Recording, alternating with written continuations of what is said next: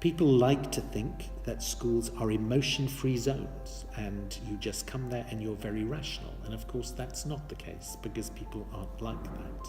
We say to teachers, if you're in a really bad mood, you should go into the class at the beginning of the day and go, you know what, I'm in a really bad mood today. And teachers go, I can't say that. And I go, why? And they say, well, I'll scare the kids. And I go, no, you don't get it. The kids already know you're in a really bad mood because they're really smart about these things. What we learned quickly is that creativity is fundamentally linked to learning, and is a key component of learning. And therefore, if you focus on developing creativity, you get improvements in learning. And that has been the focus of our work.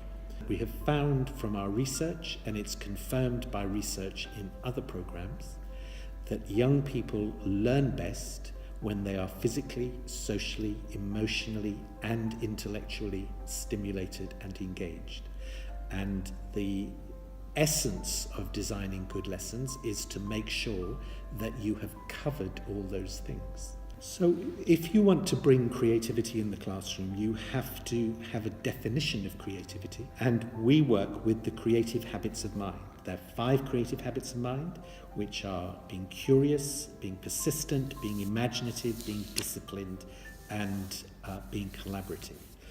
And we see these as interconnected, and in fact being creative is a metacognitive skill, as we say, because it's the ability to switch between these, to know when to stop asking questions and to start doing things. You learn them in 2 ways, one of which is by imitating them from others, and the other is by having the opportunity to practice them yourself. So if you're a teacher and you're looking at your plan for the day, then one of the questions is there an opportunity during the day for the children to be persistent? And this is a good example, because persistence means dealing with failure.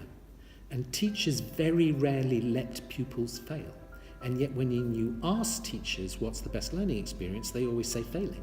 And we go, but so you let your children fail? And they go, no, we can't possibly let our children fail, that wouldn't be fair. The other thing is the learning by copying. The question is, have you been imaginative today? Have you been persistent today? Have you been any of those things? Because they will see it from you and they will copy it if you do it. And they will never start to be creative unless you are too.